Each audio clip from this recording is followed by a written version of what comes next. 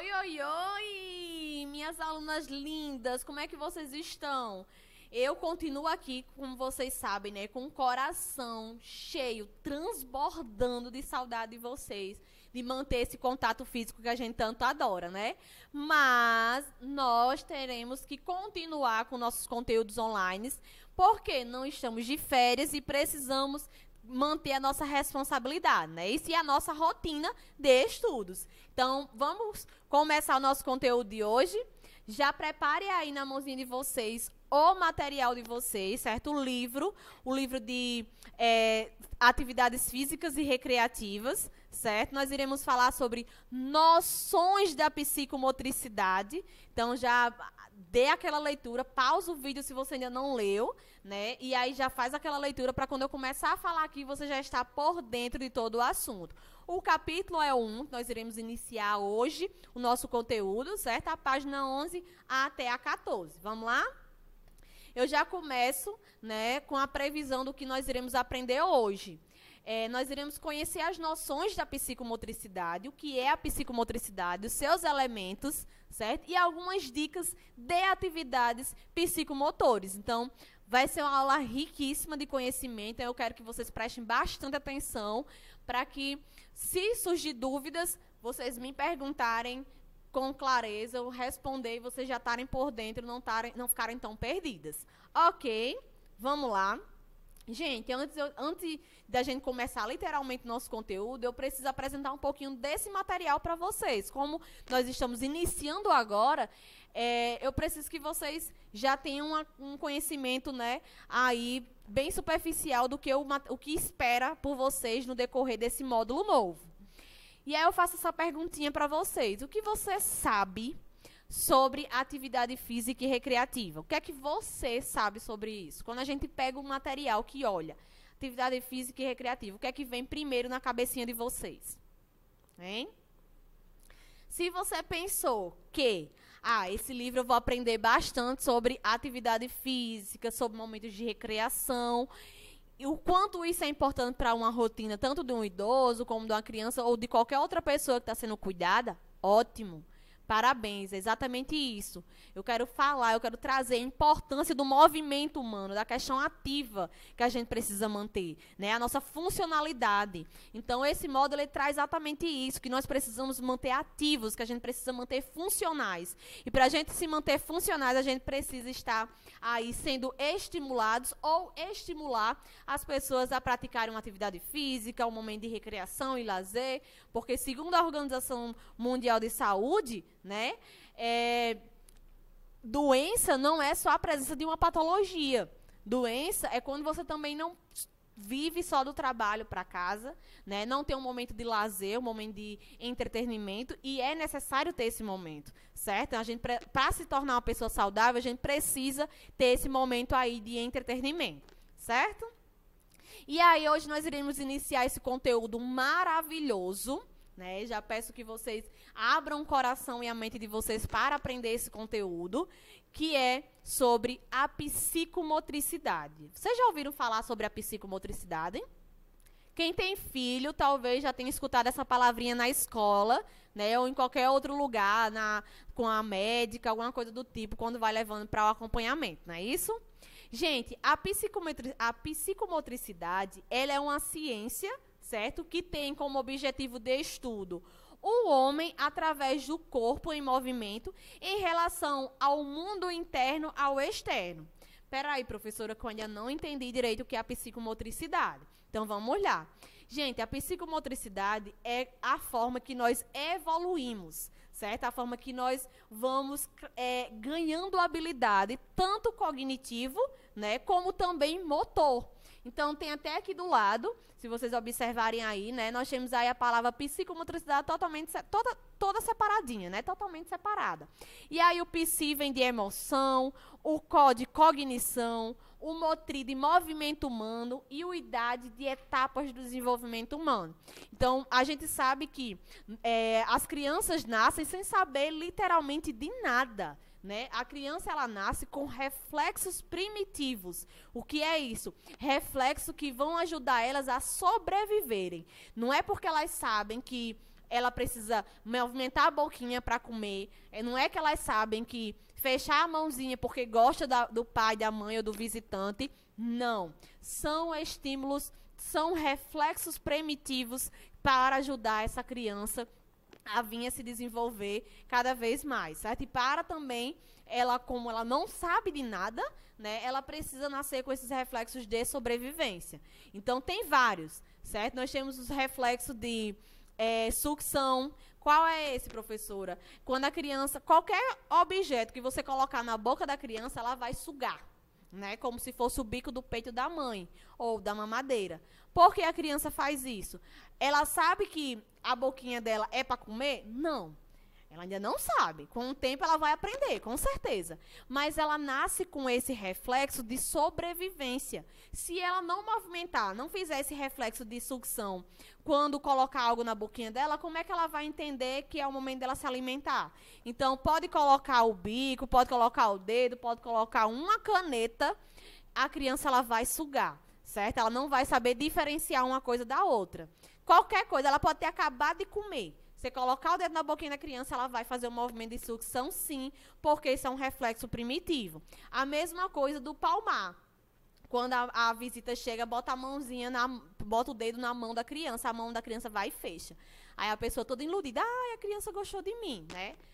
Pura falsa ilusão. Não é porque ela gostou de você, minha gente. É porque é um reflexo também de defesa da criança. Então, tudo que a gente coloca na mãozinha dela, quando ela é recém-nascida, a intenção, o reflexo vai fazer com que ela feche a mãozinha e fique lá com a mãozinha fechada, né? Da mesma forma no pé. Se você colocar o dedinho na palminha do pé, o pezinho ele vai fletir, né? Por quê? Porque é um tipo de reflexo também. E existe entre outros. É tanto que quando vocês vão, quem tem filho, né, ou quem já acompanhou uma criança na pediatra, a pediatra tira a roupa da criança e vai examinar a criança como um todo. Ela bate palma para ver se a criança se assusta. Ela finge que vai derrubar a criança para ver se a criança tem um reflexo de proteção, né, o reflexo de Moro, que é botar a mãozinha no chão. Faz vários testes para ver como é que está o sistema neurológico dessa criança. Certo? Por quê? Porque identificando algum déficit desses reflexos, pode ser a descoberta, né, de algum problema patológico. E aí a criança vai ser encaminhada para um neurologista para fazer todo um acompanhamento para identificar qual é o problema final dessa criança, certo?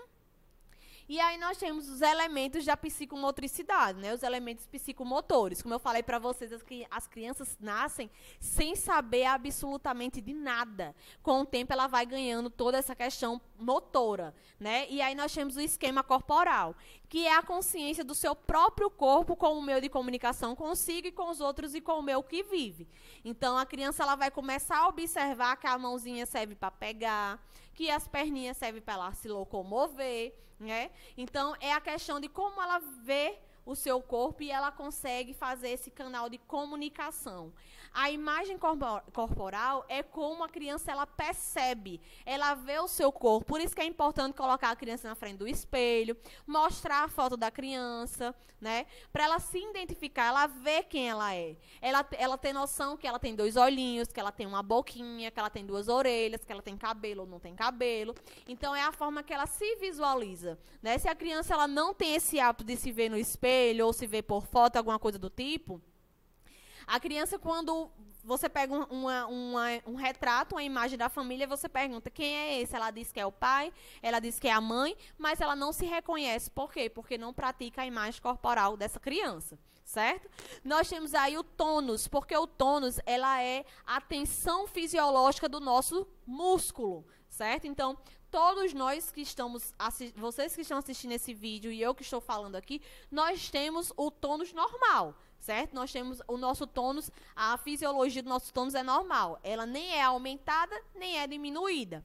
Professor, existem crianças que têm o tônus desacerbado, desequilibrado? Tem. Vou dar um exemplo.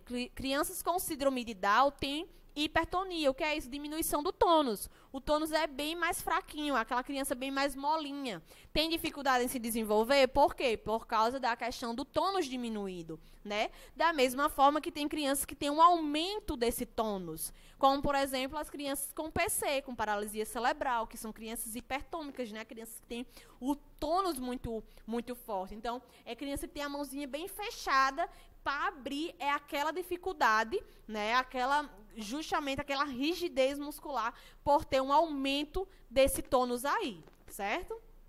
Nós temos a coordenação global ou motricidade ampla, que é a ação simultânea de diferentes grupos musculares para fazer um movimento voluntário. Então, coordenação global ampla é quando a criança começa a andar. Ela começa a utilizar grandes grupos musculares, né? Por mais que seja um andado ainda totalmente desequilibrado, a base um pouco aberta, né? As perninhas abertas, aquele andar um pouco embriagado, às vezes anda mais para um lado do que para o outro. Mas isso é normal. Com o tempo, de tanto ela praticar, ela vai se aperfeiçoando na sua marcha e vai fazendo um caminhar muito mais bonito, né? Então, é normal a criança ter todos esses déficits quando está começando a ser desenvolvido. Nós temos a motricidade fina, que são movimentos de pequenos grupos musculares, como, por exemplo, uma criança, quando ela está começando a pintar, ela não respeita o traço. Vocês já observaram isso? Que ela pinta totalmente por cima. Por quê? Porque ela não usa o movimento de punho, que é isso aqui, ó. Ela usa grandes articulações, ela usa ombro, então ela faz isso. Ela pinta usando toda uma articulação maior, né? Com o tempo, ela vai desenvolvendo a habilidade do ombro, do cotovelo, até chegar ao punho e respeitar todo o traço. Da mesma forma do comer, né? Quando a criança começa a comer, aí vai colocar a comida, bota no olho, bota no ouvido, bota no queixo, mas só não falta acertar realmente o alvo, que é a boca, né? Por que isso acontece? Justamente pela questão que ainda está se aprimorando essa motricidade fina da criança, ok? Nós temos aí a organização do espaço temporal, que é a relação do lugar ocupado pelo corpo. Criança totalmente sem noção de espaço.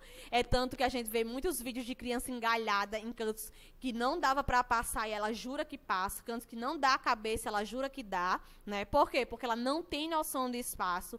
Ritmo, criança não tem ritmo. Você bota uma música agitada, ela dança totalmente fora do ritmo, se for calma, do mesmo jeito, porque criança não tem esse ritmo. Com o tempo, ela vai desenvolvendo as palminhas e etc. E aí vai ganhando mais habilidade do ritmo. Lateralidade, capacidade do indivíduo se movimentar utilizando os dois lados do corpo, direita e esquerda, sem fazer movimentos em blocos, como, por exemplo, você chama Maria. Quando ela é novinha, né, ainda, ela se vira totalmente. Oi.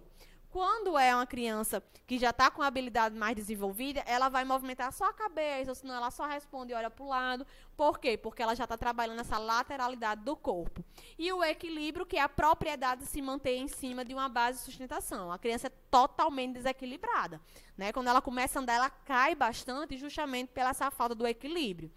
E aí eu trouxe vários dicas de exercícios para trabalhar a psicomotricidade. E aí a forma da gente trabalhar a coordenação motora fina. Então, vários exemplos de abrir e fechar zíper, porque eu movimento só o punho, não tem como eu abrir e fechar zíper movimentando toda a articulação do ombro. Enfiagem, essa de rosca, né, de fechar e abrir garrafa, é muito bom. Trabalhar todo o movimento de pinça é ideal para trabalhar a coordenação de motora fina.